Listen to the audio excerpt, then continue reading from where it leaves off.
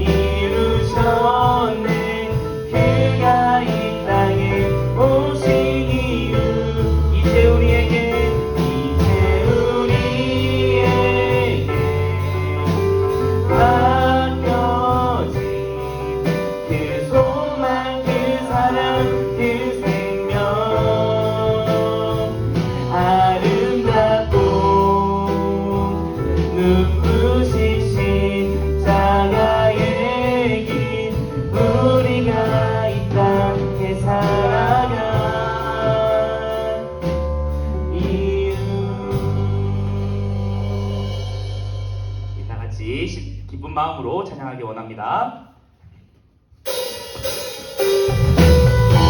우리 다 같이 박수 치시면서 함께 찬양하도록 하겠습니다.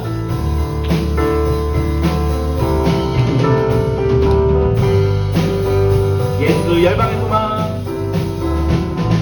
예수 열방의 소망, 예수 우리의 위로자, 주는 온 땅의 영원한 소망. 예수 어둠 속에, 예수 어둠 속에 빛, 예수 변함없는 진리, 주는 온 땅에 빛이 되시네. 우리 위해 죽으시고 다시 사신 생명의 주, 주님만이 소망이요 변함없는 반석이라. 주님만이 온 세상을 비추시네. 또 죽음에서 부활하신 우리 구주 평강의 왕, 주를 믿는 모든 자의 소망 되신, 주를 믿네. 다시 한번 예수 열방의, 예수 열방의 소망, 예수 우리의 위로자, 주는 온 땅의 영원한 소망. 예수 어둠 속에, 예수 어둠 속에 빛, 예수 변함없는 진리, 주는 온 땅에 빛이 되시네. 우리 위해 죽으시고 다시 사신 생명의 주, 주님만이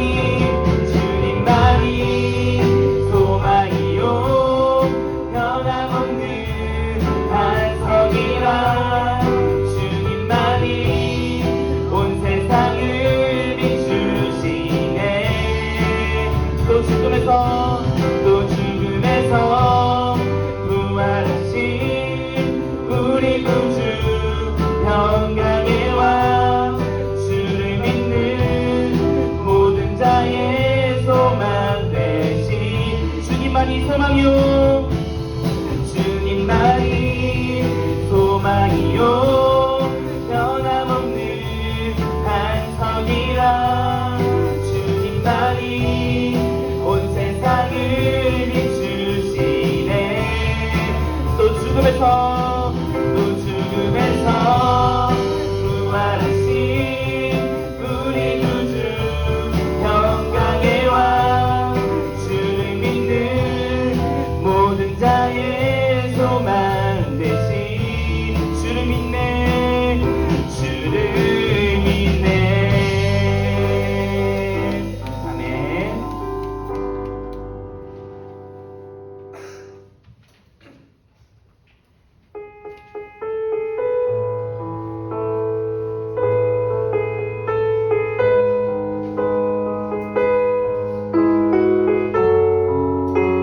그 완전하신 사랑을 제장에 소망합니다. 주의 보좌로, 주의 보좌로 나갈 때 어떻게 나가야 할까? 나를 구원한 주의 십자가, 그것을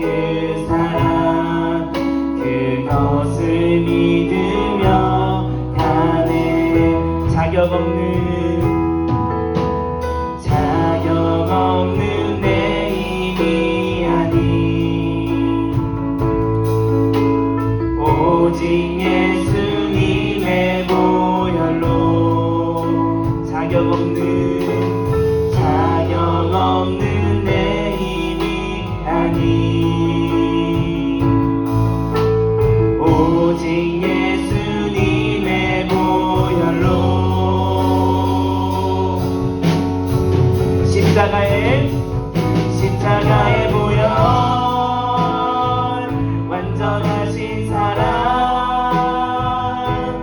힘입어 나갑니다. 십자가의 보혈 완전하신 사랑 힘입어 예배합니다. 자격 없는 내 힘이 아닌 자격 없는 내 힘이 아닌 오직 예수님의 보혈로 자격 없는 내 힘이 아닌 자격 없는 내 힘이 아닌 오직 예수님의 보혈로 다 같이 고백하겠습니다. 십자가의 보혈 완전하신 사랑 힘입어 나갑니다.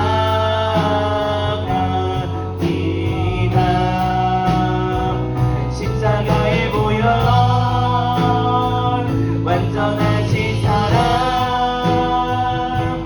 힘입어 예배하 마지막으로 십자가의 보혈 완전하신 사랑 힘입어 나갑니다.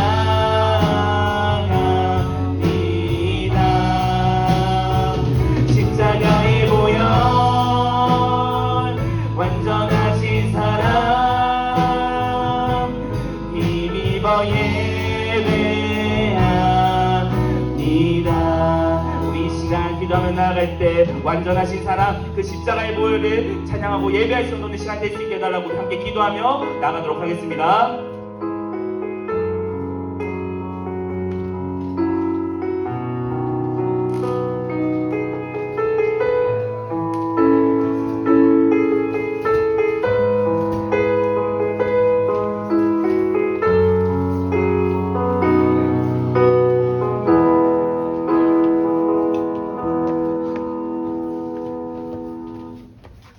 여호와를 경외하며 그의 길을 걷는 자마다 복이 있도다. 아멘. 사도신경으로 신앙 고백하겠습니다. 전능하사 천지를 만드신 하나님 아버지를 내가 믿사오며 그 외아들 우리 주 예수 그리스도를 믿사오니 이는 성령으로 잉태하사 동정녀 마리아에게 나시고 본디오 빌라도에게 고난을 받으사 십자가에 못 박혀 죽으시고 장사한 지 사흘 만에 죽은 자 가운데서 다시 살아나시며 하늘에 오르사 전능하신 하나님 우편에 앉아 계시다가 저리로서 산자와 죽은 자를 심판하러 오시리라.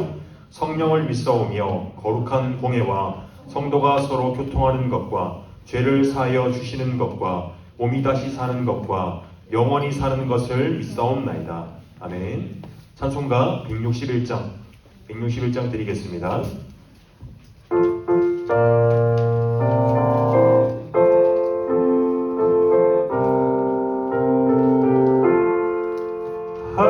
할렐루야 우리 예수 부활승 전하셨네.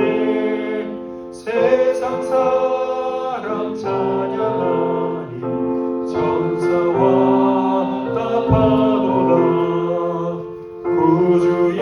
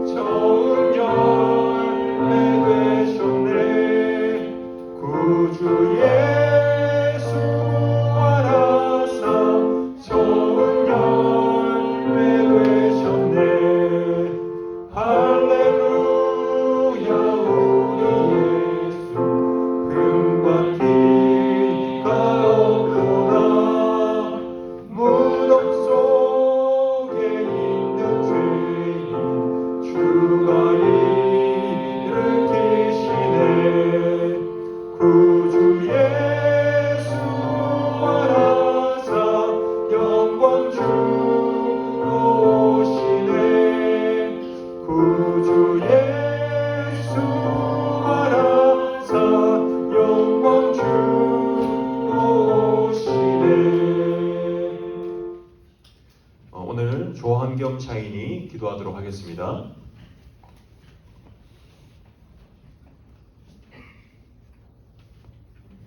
기도드리겠습니다. 하나님 아버지 감사합니다. 오늘도 교회에 나와 예배드리게 하심을 감사합니다. 한 주간 지은 죄를 용서해 주시고 주님의 사랑과 은혜로 우리를 지켜주옵소서. 하나님의 기쁨이 되는 중등부가 되게 해주시고 십자가의 사랑으로 부활의 기쁨과 소망을 넘치게 하옵소서. 부활하신 주님을 찬양합니다. 우리에게 주어진 모든 것을 감사하여 주위 사람들에게 주님의 사랑을 전할 수 있도록 지혜의 능력을 주옵소서. 말씀을 전하시는 전도사님께 함께 해주시고 말씀을 듣고 순종하며 실천할 수 있게 도와주옵소서. 우리 예배를 기쁘게 받아주세요. 예수님 이름으로 기도드립니다. 아멘.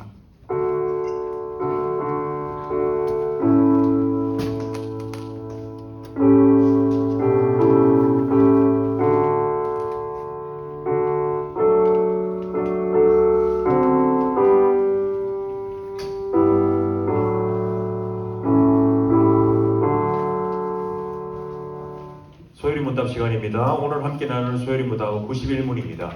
주보 화면 참고해서 우리 함께 소요리 문답 나누도록 하겠습니다. 91문입니다. 어떻게 하여야 성례가 효력 있는 구원의 방도가 됩니까?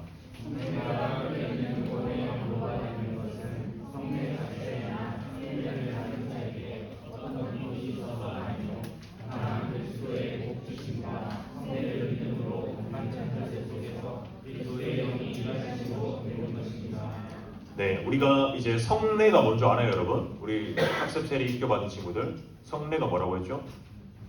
성찬과 세례라고 했었습니다.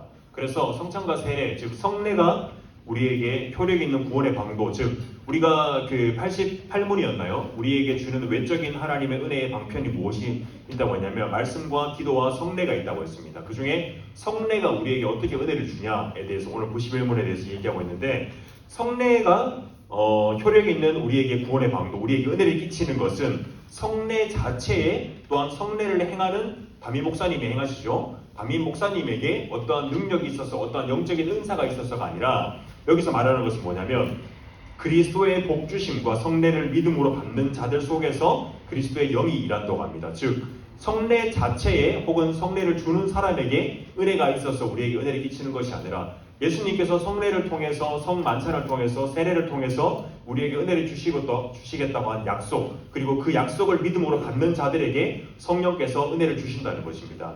그렇기 때문에 여러분들이 얼마 전에 성찬을 했었었죠. 그때 여러분 장난치는 친구들도 있었고 나름 진지하게 받아들인 친구들도 있었는데, 우리가 그때 하나님 앞에 성찬을 받을 때 이것이 주님께서 내게 주시는 몸과 피다라는 진지한 마음으로 내게 은혜 주실 것을 기대함으로 받는 자들에게 하나님께서 은혜를 주신다는 것입니다. 그렇기 때문에 여러분들 앞으로 이제 남은 세례 받을 친구들 혹은 앞으로 있을 6월에 있을 성찬에 다시 참여할 친구들, 그때는 우리가 이것을 받을 때 내게 주시는 하나님의 은혜라는 것을 감사함으로 받고 믿음으로 받을 때 하나님께서도 우리에게 은혜 주신다는 걸 기억하고 그렇게 성찬에 참여하는 친구들 되었으면 좋겠습니다. 우리 이 시간 함께 헌금 찬송 부르면서 하나님께 예물을 올려드리도록 하겠습니다.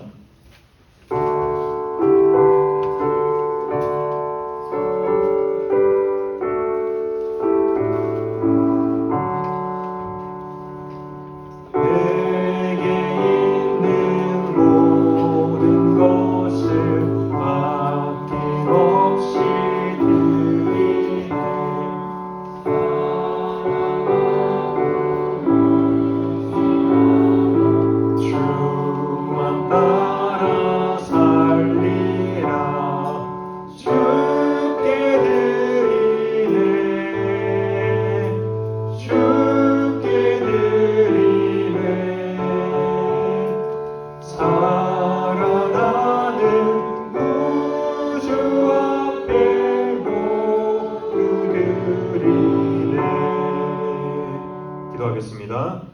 살아계신 하나님 감사합니다. 우리의 부활을 통하여 예수 그리스도의 부활을 통하여 우리에게 첫 열매가 되시고 또한 새 생명을 주신 주님, 주님의 죽으심과 부활을 통하여서 영원한 사망의 권세를 깨뜨리시고 우리를 주님의 자녀 삼으시고 또한 우리를 의롭다 하신 주님을 찬양합니다.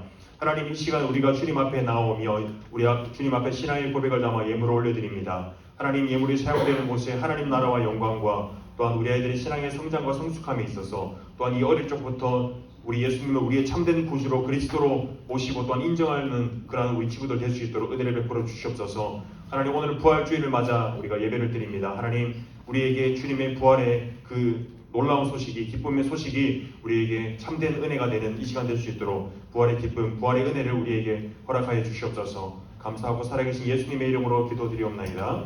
아멘. 우리 함께 말씀 보도록 하겠습니다. 자리에 일어나서 함께 볼 말씀은 고린도전서 15장 51절에서 58절까지 말씀입니다. 신약성경 284쪽에 있습니다.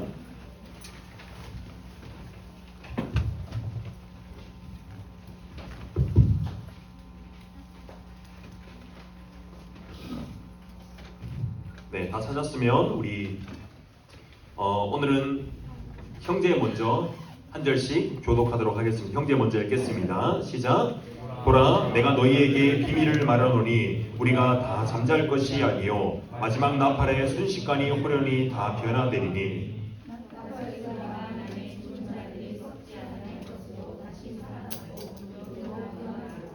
이 썩을 것이 반드시 썩지 아니할 것을 입겠고 이 죽을 것이 죽지 아니함을 이루리로다.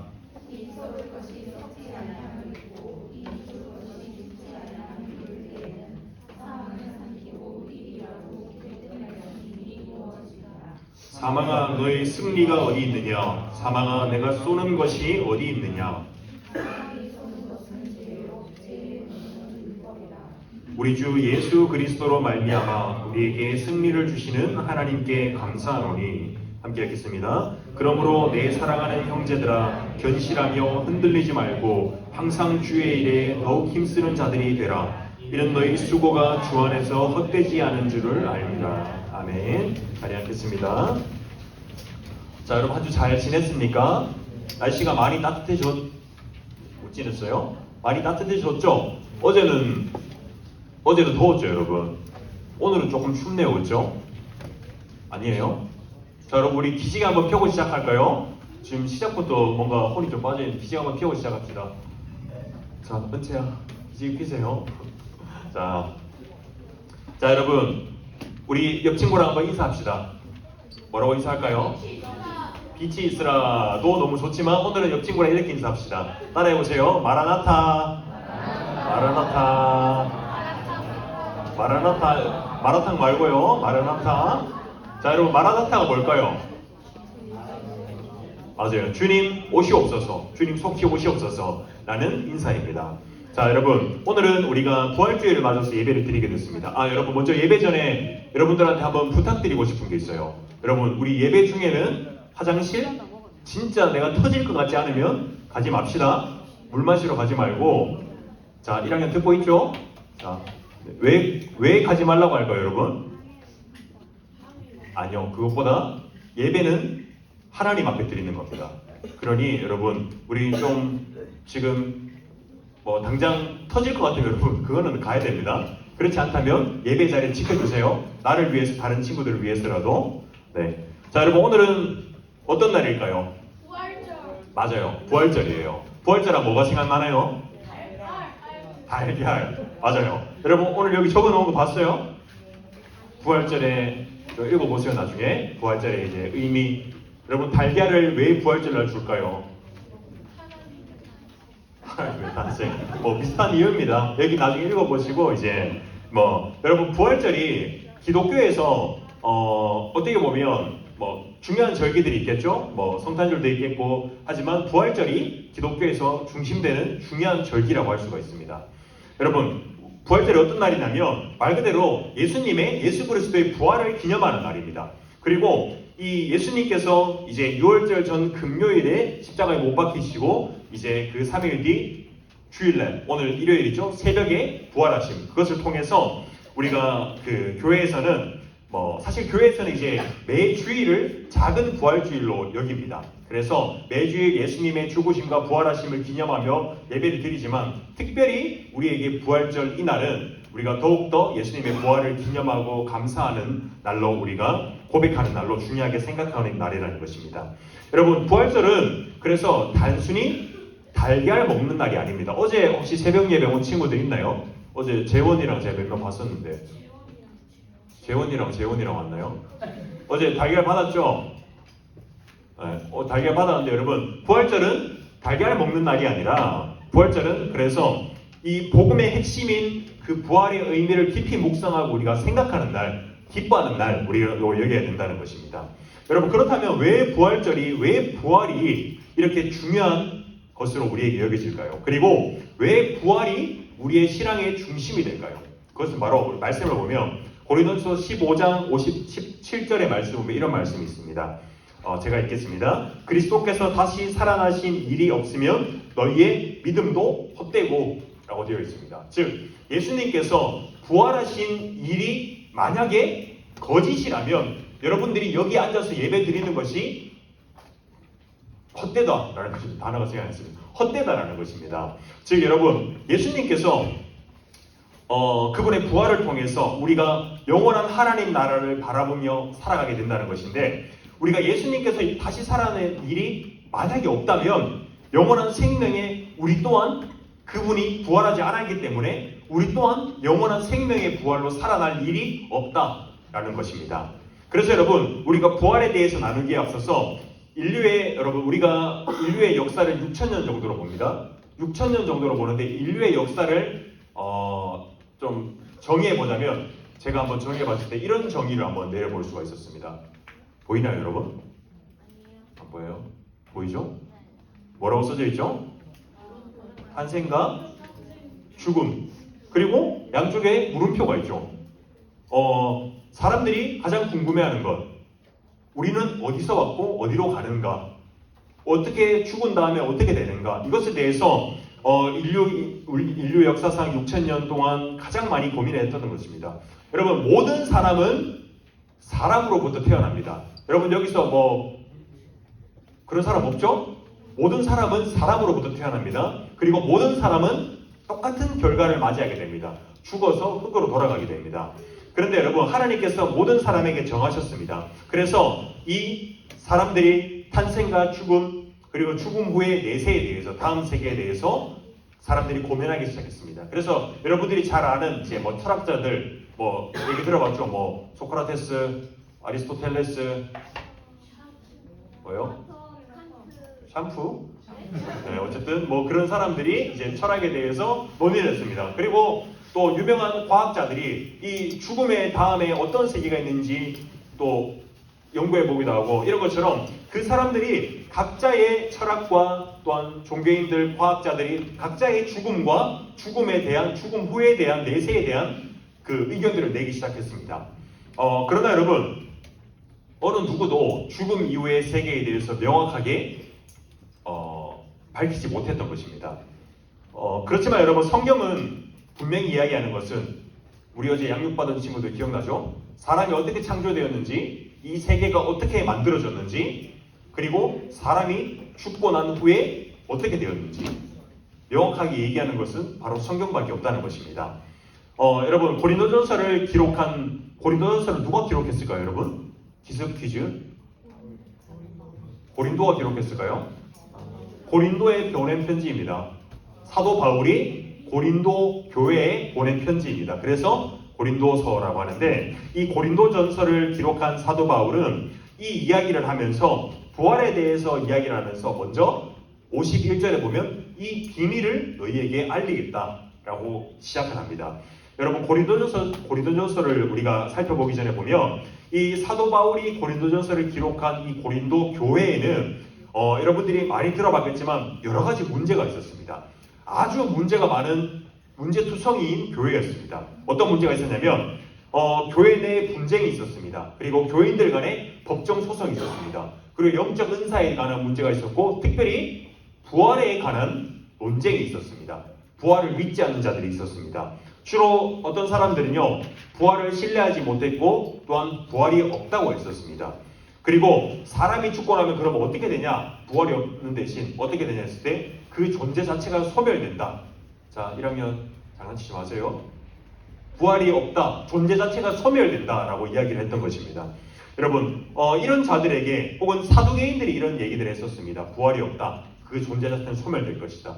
고린도 교회도 이런 영향을 받아서 부활에 관해서 믿지 못하는 자들이 있었던 것입니다. 그래서 이런 상황에서 바울은 고린도전서 15장을 통틀어서, 그래서 고린도전서 15장, 오늘 우리가 본 15장의 전체 내용은 뭐냐면 바로 부활에 관한 내용입니다. 15장을 통틀어서 부활에 관해서 쓰고 있는데, 이 고린도 교회에 쓰고 있는 것은 부활에 관해서 전하는 바울은 15장 51절에 먼저 비밀을 말한다고 했었습니다.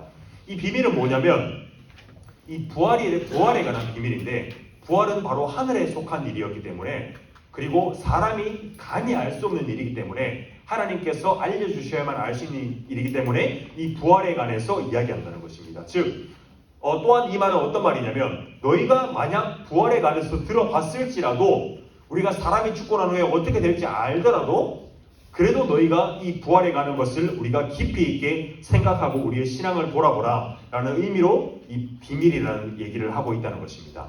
여러분, 그렇다면 바울이 말하는 이 비밀의 내용은 어떤 것이 있을까? 우리가 한번 두 가지를 살펴보면, 첫 번째로 바울이 말하는 비밀의 내용, 첫 번째는 이런 내용입니다. 마지막 나팔이 불 때 모두가 변화된다는 것입니다. 그리고 그때 승리하게 된다는 것입니다. 51절에 이제 하반절 말씀에 이런 말씀이 있습니다. 우리가 다 잠잘 것이 아니요 마지막 나팔에 순식간에 호련히 다 변화되리니.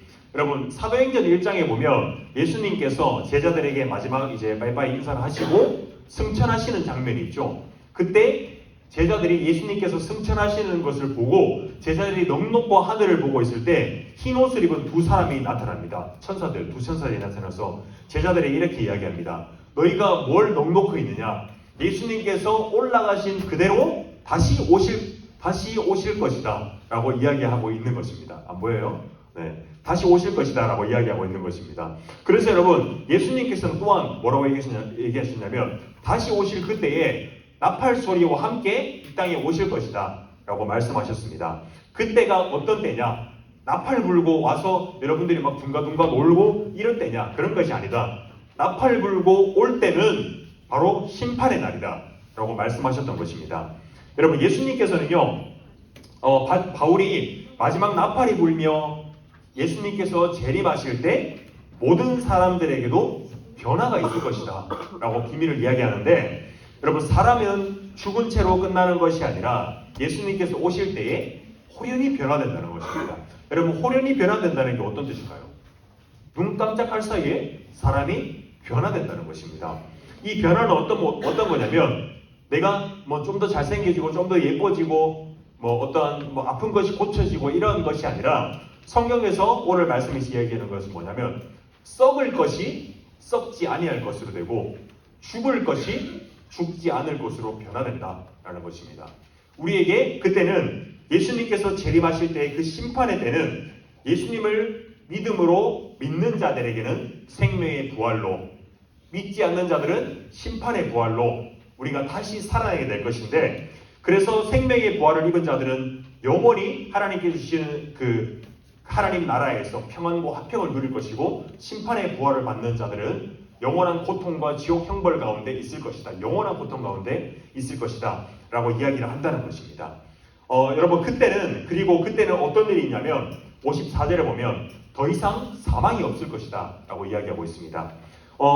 이때는 사망을 삼키고 승리할 것이다 라고 말씀을 하고 있는데, 즉 어떠한 승리가 사망을 삼켜버린다는 것입니다. 부활의 시간이 오면요, 사망은 완전히 패배할 것입니다. 그리고 성도들은 더 이상 죽는 몸이 아니라 죽지 않는 하나님의 새 영을, 그 몸을 입은 자들이 될 것이라는 것입니다. 모든 사람에게 한 번 죽음은 정해진 것이지만, 그때는 예수님께서 이루신 죄에 대한 승리가 사망을 완전히 집어삼켜 버릴 것이라고 이야기하는 것입니다. 더 이상 아픔과 고통이 없는, 하나님께서 약속하신 심판의 때가 올 것입니다. 이 심판의 때는 성도들에게는 영원한 생명의 부활이요, 영원한 승리이자 사망은 이 세상에서 쫓겨나는 그러한 상태, 그러한 승리가 된다는 것입니다. 두 번째로 이 비밀은 무엇이냐면 바로 승리는 어디서 왔을까라는 것입니다. 15장 57절 말씀 우리 함께 읽어보도록 하겠습니다. 시작. 우리 주 예수 그리스도로 말미암아. 아멘. 자, 여러분, 사망에 대한 승리의 선언은 무엇으로 말미암는다고 하죠? 예수 그리스도로 말미암아 우리에게 승리를 주신다라고 이야기를 하고 있습니다. 예수님께서 죄에 대해서 승리하심으로 우리에게 모든 사망을 내쫓으셨다라고 말씀하고 있는 것입니다. 여러분, 그렇다면 여러분, 사망이라는 것은 어디에서 시작되었을까요? 여러분들이 태초가, 우리 어제 양육 들은 친구들 창조 순서 외웠었죠? 뭐였죠? 맞아요. 뒷궁 땅 해물동에 이제 마지막에 사람이 창조됐을 때 하나님이 뭐라고 하셨죠? 다 창조하시고? 맞아요. 확실히 좀 효과가 있네요. 심이 좋았더라. 하나님께서 이 모든 세상을 만드시고 심이 좋았더라 라고 말씀하셨습니다. 그것은 뭐냐면 하나님께서 만드신 이 세계가 우리 사람이 완전하고 완전히 선한 존재로 태어났다는 것입니다. 창조되었다는 것입니다. 그렇다면 여러분, 그때는 사망이 있었을까요? 없었을까요? 사망이 없었습니다. 영원한 하나님 나라에서 그 영원한 복락을 누리는 사람으로 창조되었는데, 그래서 여러분, 그 사망이 없는 상태였습니다. 그러나 이런 완전한 상태에 있었던 그 창조 세계, 사람에게 세상에 죄가 들어왔습니다. 로마서 말씀에 보면 5장 말씀과 6장 말씀에 이런 말씀이 있습니다. 여러분, 5장 12절 말씀만 우리 한 목소리로 위에만 말씀만 한번 읽어보도록 하겠습니다. 시작. 그러므로 한 사람으로 말미암아 죄가 세상에 들어오고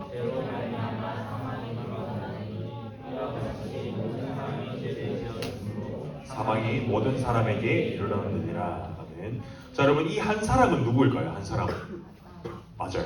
아담으로 한 사람, 인류의 대표 첫사람 아담으로 인해서 모든 사람에게 죄가 들어왔습니다. 여러분, 그렇다면 이 죄가 들어왔는데 죄의 결과가 무엇이었을까요?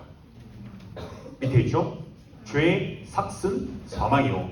삭시란 여러분 결과 혹은 값이라고 할 수 있습니다.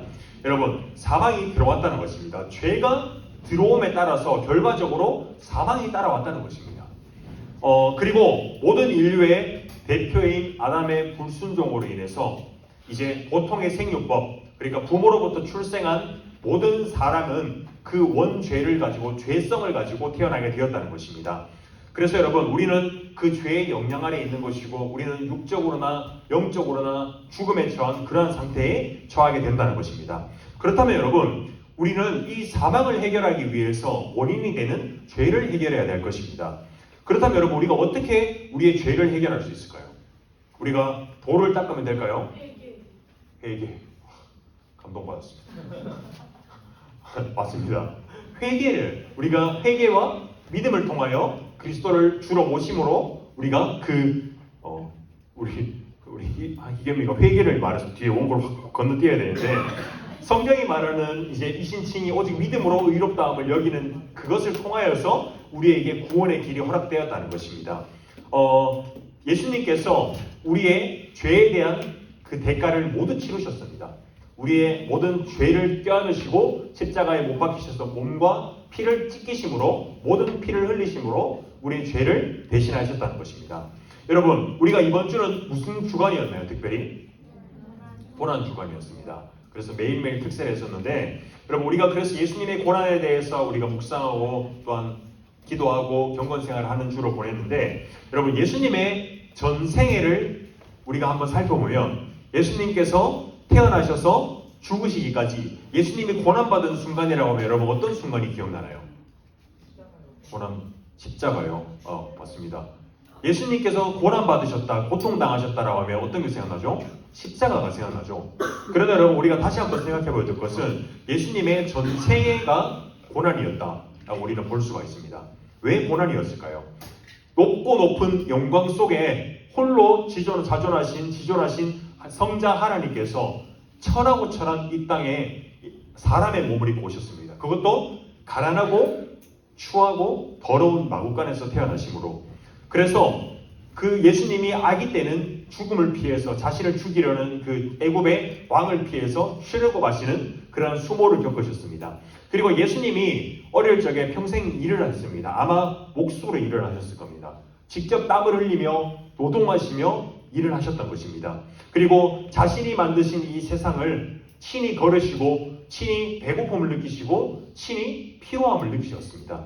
그리고 여러분, 공생의 기간 사역 중에는 이제 사람들의 멸시와 무시, 그리고 사람들이 계속해서 예수님을 죽이려 하였고 심지어 제자들조차 예수님에 대해서 불신하는 그러한 일들이 있었습니다.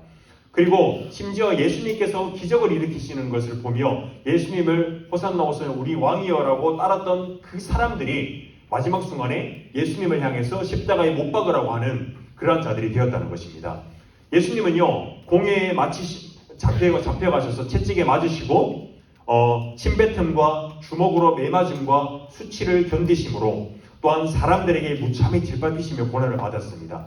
그리고 예수님은 자신의 말씀 한마디로 모든 것을 쓸어버리고 새롭게 창조하실 수 있었지만 그리하지 않으시고 하나님의 뜻에 순종함으로 모든 몸에 자신의 영혼의 고난을 받으셨던 것입니다. 그리고 여러분, 십자가에 못 박히셨을 때 그 모든 어둠이 세상을 가렸다고 합니다.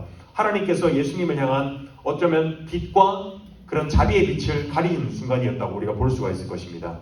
그래서 여러분, 예수님께서 마지막 순간에 구약 성경에 예언된 메시아에 관한 모든 예언과 예표에 관한 그것을 모두 이루시며 사람의 죄를 대신하여 죽으심으로 속죄하셨습니다. 그 모든 죄를 해결하셨습니다. 그리고 어떻게 하셨죠? 예수님은 장사된 지 3일 만에 무덤에서 부활하셔서 사망의 권세를 깨뜨리고 이제는 부활하심으로 예수님을 구주로 믿는 자들에게도 동일한 생명의 부활을 약속하셨던 것입니다. 그리고 사망에 대한 승리를 선언하신 것, 그것이 바로 예수님의 십자가의 죽으심 그리고 부활하심이라고 우리가 볼 수 있습니다. 그래서 여러분, 오늘 고린도전서 15장 55절에서 56절의 말씀은 이렇게 말씀하고 있습니다. 사망아, 너의 승리가 어디 있느냐? 사망아, 내가 쏘는 것이 어디 있느냐? 라고 말씀하고 있습니다.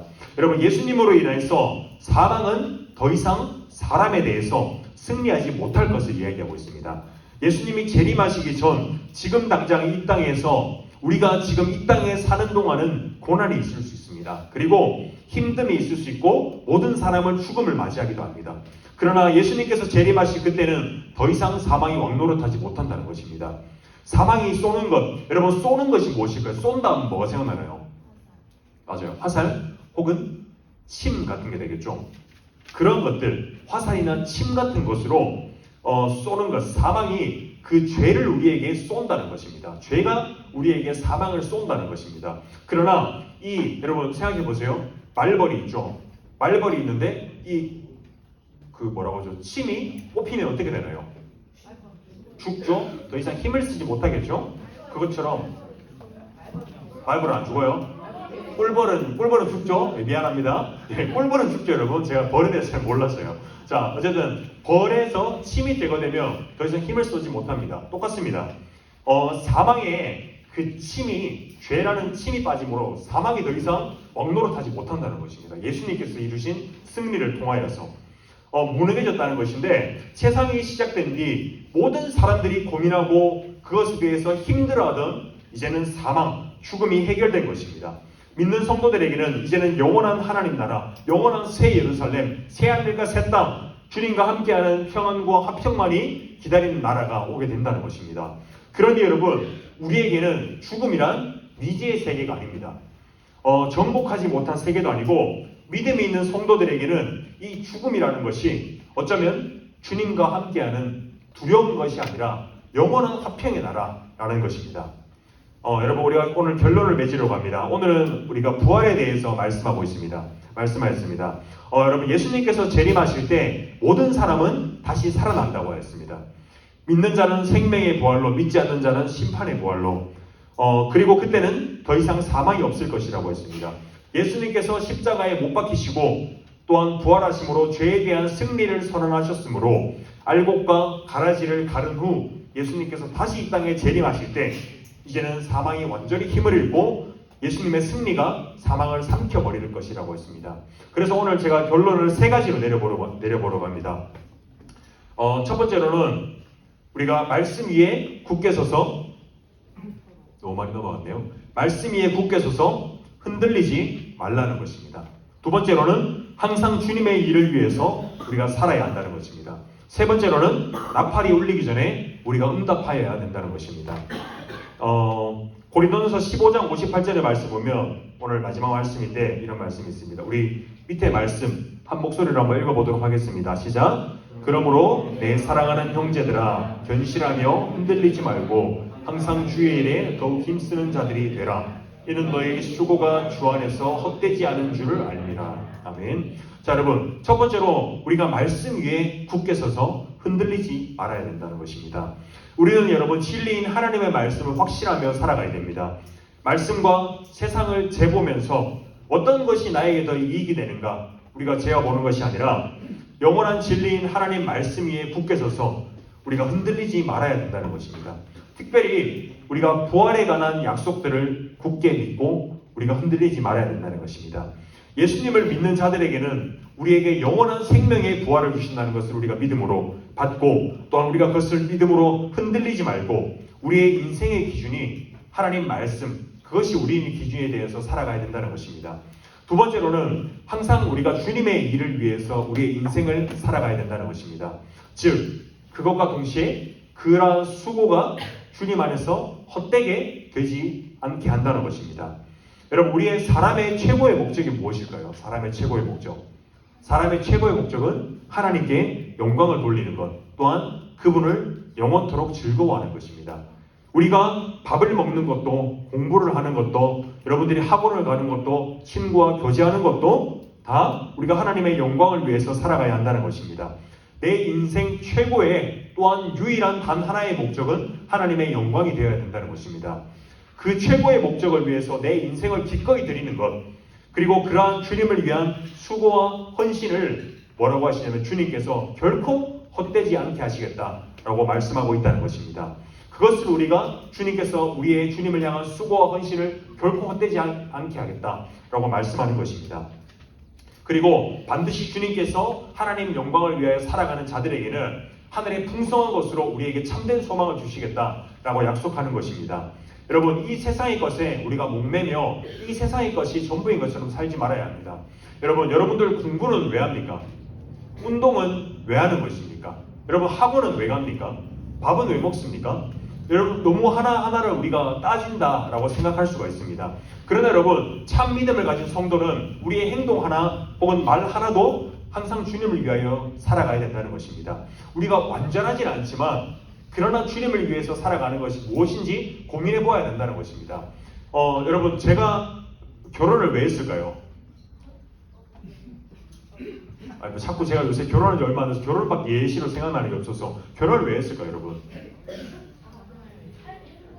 사랑하니까, 행복하기 위해서. 맞습니다. 다 있지만 저희가 결혼하기 전에 약속한 것이 있습니다. 우리에게 첫 번째로 하나님 나라와 그 영광이 우선이 되자. 서로가 첫 번째가 아니라 하나님이 첫 번째가 되자라고 약속한 것이 있습니다. 그리고 또 어떤 것이, 왜 그러면 전도사님이 비싼 돈을 들여서 대학원을 갔을까요? 오랜 기간 공부하면서. 또 왜 제가 제 몸 관리를 하려고 노력할까요? 자꾸 제 예시를 들어서 그런데 저는 이것 하나하나의 이유를 두었습니다. 제가 잠을 자는 것도 여러분 무조건 12시 전에는 자려고 합니다. 그것도 제 몸 컨디션을 위해서, 관리를 위해서. 근데 제가 건강해서 100년 200년 장수하자 이런 뜻이 아니라 하나님께서 내게 주신 육체를 하나님께서 하나님의 영광을 위해서 관리하자. 또한 내게 주신 건강과 내게 주신 일들에 있어서 하나님께 충성을 다하자 라는 의미로 어떠한 하나하나의 일들에 하나님의 영광을 위해서 살기를 제가 노력한다는 것입니다. 여러분, 우리가 유일하고 최고의 목적을 기억해야 됩니다. 여러분들의 인생을 살면서 유일한 최고의 목적, 이것이 하나님의 영광을 위하여 어떻게 쓰임받을 수 있는가를 우리가 고민하고 그 자리에서 하나님의 영광을 위하여 살아가야 된다는 것입니다. 마지막 세 번째로 나팔을 울리기 전에 우리가 응답하여야 된다는 것입니다. 여러분, 나팔이 울리는 시기는 어떤 시기라고 했나요? 예수님께서 재림하는 시기라고 했습니다. 그때와 그 시기는 성부 하나님만 아신다고 하였습니다. 아무도 알지 못한다고 했는데, 그래서 그때는 여러분, 예수님께서 다시 오실 때는 한 달 뒤가 될 수도 있습니다. 다음 주가 될 수도 있고, 지금 이 시간 15초 뒤에 예수님께서 재림하실 수도 있습니다. 그때와 시기는 아버지만 아시고 아무도 알지 못한다고 했습니다. 그러니 여러분, 나팔이 울리는 그때는 더 이상 사람에게는 기회가 없습니다. 나팔이 울리는 그때에 우리가 나의 믿음 없음을 돌이켜 회개하고 믿음을 가지려고 하여도 우리는 그때는 돌이킬 수가 없다는 것입니다. 그러니 지금 복음이 들려지는 이 순간 우리가 하나님의 말씀 앞에 엎드려 하나님의 회개하고 믿음을 가지는, 우리가 믿음을 달라고 성령께 간구해야 된다는 것입니다. 우리가 하나님 앞에 진실하게 엎드려 우리의 죄를 회개하고 믿음을 간구할 때 성령께서 은혜를 주셔서 우리의 죄를 깨닫게 하시고 하나님을 향한 참된 믿음을 갖게 하신다는 것입니다. 그리고 만약 여러분들에게 말씀이 들리고 내 양심이 요동친다면, 내가 죄인이라는 양심이 요동친다면 나에게 예수님을 나의 구주로 모시게 해달라는, 구주로 또한 믿는 참된 믿음을 달라고 우리가 기도해야 될 것입니다. 여러분, 그리스도인의 삶은 한마디로 소망이라고 할 수가 있습니다. 우리의 인생을 책임지시는 분도 하나님이시고 우리의 죽음 이후의 삶을 책임지시는 분도 하나님이시기 때문입니다. 그렇기 때문에 여러분, 그리스도인들은 소망 가운데 우리의 삶과 인생과 죽음이 하나님 손에 있으니 우리는 인생을 사는 가운데 어떤 상황 속에서도 참된 소망을 가지며 우리가 살아갈 수 있다는 것입니다. 그것은 바로 예수님께서 자신의 몸을 십자가에 들이셔서 죽으심으로 그리고 부활하심으로 죄에 대한 승리의 선언으로 주어진 소망인 것입니다. 부활주일인 오늘 여러분, 그리스도의 죽으심과 부활하심 그리고 영광 가운데 다시 오심을 깊이 생각하며 우리가 감사하는, 또한 그분의 부활의 은혜가 우리의 삶 가운데 우리의 은혜가 되는 이 시간 될 수 있기를 예수님의 이름으로 소망합니다. 우리 이 시간 잠깐 기도했으면 좋겠습니다. 우리 기도할 때 오늘 말씀을 기억하며 우리에게 주신 참된 부활의 은혜, 그분의 은혜를 기억하며 우리가 기도했으면 좋겠습니다. 여러분, 예수님께서 십자가에 못 박혀 죽으신 것은 그냥 단 한 사람의 개인적인 죽음이 아닙니다. 모든 인류의 죄를 대속하여, 택자들의 죄를 대속하여 예수님께서 그 죄를 대신하여 죽으신 것입니다. 그 죄를 예수님께서 해결하심으로 우리에게는 영원한 사망이 해결되었다고 하였습니다. 그러나 그것은 예수님을 우리의 구주로 믿는 자들에게 허락된 것입니다. 우리가 이 시간 기도할 때 하나님, 우리에게 생명의 부활로 인도하는 예수님을 향한 참된 믿음을 주셔서 예수님의 우리의 그 참된 부활의 첫 열매가 되신 것을 우리가 깊이 감사하며, 또한 그것이 우리에게 믿음이 실제가 되는 은혜를 더해달라고 기도하시고, 또한 그 부활의 은혜를 깊이 누림으로 감사하는 우리의 그 부활의 은혜를 누리는 우리가 될 수 있게 달라고 이 시간 기도했으면 좋겠습니다. 기도하겠습니다. 하나님 아버지, 우리에게 또한 부활과 그 첫 열매가 되신 예수 그리스도의 은혜를 통하여서 하나님, 우리의 십자가의 그 부활하신 죽으심과 부활하심을 통하여서 우리에게 새 생명 주신 아버지 은혜에 감사합니다. 하나님, 주님 모든 백자들을 향하여 펼치신 아버지의 그 사랑과 은혜에 대하여 하나님, 우리가 또한 주님의 그 은혜에 대하여 우리가 감사하고 또한 받고 하나님, 그것에 대하여 우리가 믿음으로 하나님 받기를 원하오니 우리의 연약한 믿음과 지각을 들어 아버지를 바라보게 하시고, 또한 그 부활의 은혜가 참된 기쁨을 우리 가운데 있도록 하나님 은혜를 더하여 주시옵소서. 하나님, 그 부활의 은혜가 얼마나 놀랍고 하나님 감사한지, 우리 죽음 이후의 그 삶이 하나님 영원한 죽음과 우리가 알지 못하는 세계가 아니라 영원한 생명의 부활로 하나님 우리를 향한 그 아버지의 영원한 확장의 나라로 하나님 나라로 인도하신다는 것을 우리가 믿음으로 우리의 영원한 소망을 가지고 살아가는 우리가 될 수 있도록 은혜를 더하여 주시옵소서. 살아계신 하나님, 주님의 죽으심과 부활하심을 통하여 우리에게 새 생명을 주시고, 하나님, 우리가 향방 없이 어디서 태어나서 어디로 갈지 모르는 그 인생 가운데 죽음 이후의 그 세계에서도 하나님께서 우리를 책임지시고 모든 택자들, 믿는 자들을 향하여 아버지의 영원한 하나님 나라 새 예루살렘으로 우리를 초대하신 은혜에 참 감사합니다. 하나님, 이제는 우리가 이 인생을 살아가며 참된 소망을 보며 살아가려고 원합니다. 때로는 우리가 인생을 살며 고난받고 또한 우리가 손해보는 것 같이 살아갈지라도 영원한 하나님 나라를 상속받은 자녀답게 살아갈 수 있는 하나님 그 은혜와 믿음을 우리 가운데 더하여 주시옵소서. 하나님, 그 영원한 생명의 부활로 인도하는 그 믿음을 우리가 소유하지 못할 때는 이 시간 성령께서 우리의 마음을 열어주셔서 우리에게 참된 믿음을 주셔서 말씀이 깨달아지게 하시고 우리의 양심을 통하여서 하나님의 말씀이 깨달아지는 귀한 은혜의 시간 될 수 있도록 은혜를 더하여 주시옵소서. 감사하고 살아계신 예수님의 이름으로 기도드리옵나이다. 아멘. 우리 주기도문으로 예배를 피하도록 하겠습니다.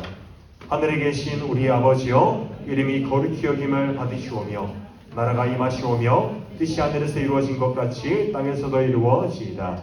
오늘날 우리에게 일용할 양식을 주옵시고 우리가 우리에게 죄 지은 자를 사하여 준 것 같이 우리 죄를 사하여 주옵시고 우리를 시험에 들게 하지 마옵시고 다만 악에서 구하옵소서.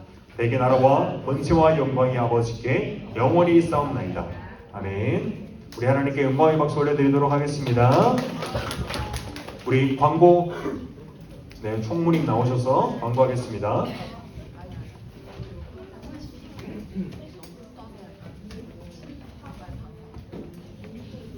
예배 중 광고하겠습니다.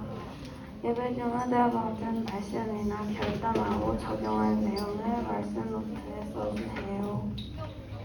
흰예배 2부 홍예배에 참석해서 말씀을 해드리고 오늘 부활주일로 지키겠습니다. 1, 2부 예배 후에 분당 로비에서 떡을 나눠준다고 합니다. 오후 예배는 4시에 경산중앙교회에서 연합 예배로 드리게 됩니다. 학습 세례 입교식 학습 이해석 세례 이해진 입교 김수지 김예승 김아랑 안수민 허인규 감사함 축하합니다.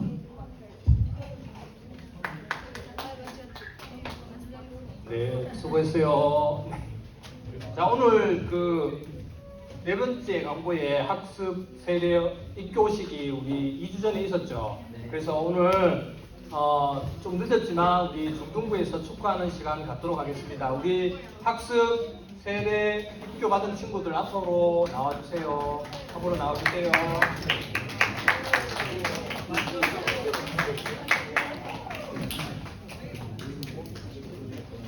자, 학습은 우리 해석이, 세례는 혜진이, 그리고 입교는 수지, 예승이, 하람이, 수민이, 인규, 서연이네요. 네. 아유. 자, 우리 사실 학습 세례 입교 받은 이 날이 너무 축하할 일이기 때문에 우리 또 중등부에서 축하하는 시간을 갖는 겁니다. 그리고 원래는 우리 세례 증서, 입교 증서, 학급 증서가 있어야 되는데 조금 전달이 좀 늦을 것 같아요. 그래서 먼저 우리 친구들에게 중등부에서 축하하는 선물 전달하도록 하겠습니다. 가요.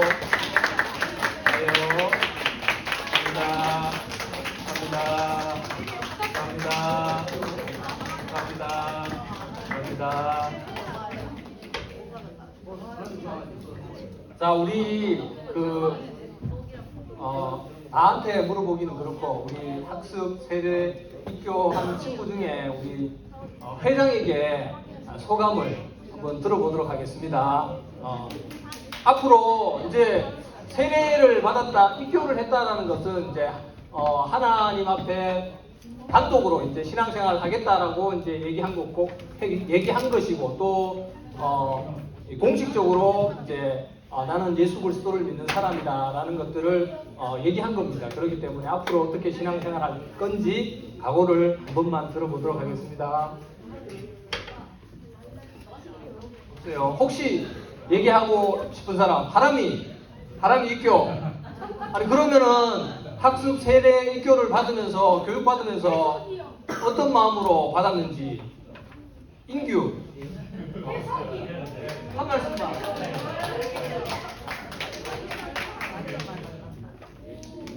공부하면서 하나님에 대해서 잘할 수 있었던 것 같아요. 예, 감사합니다. 혹시 예수님 한 번. 네, 앞으로도 우리 친구들 더 하나님을 사랑하고 예수님을 따르는 제자의 삶을 살아가기를 바랍니다. 예, 인사. 예, 들어가세요. 자, 백방 시작하도록 하겠습니다.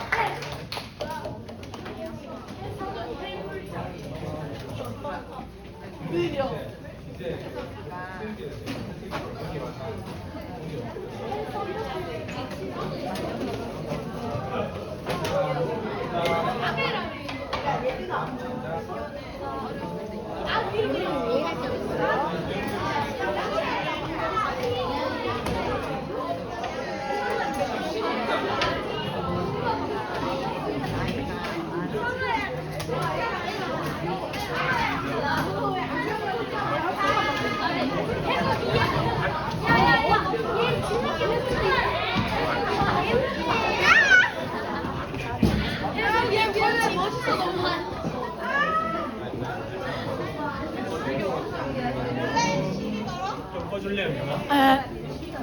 정지.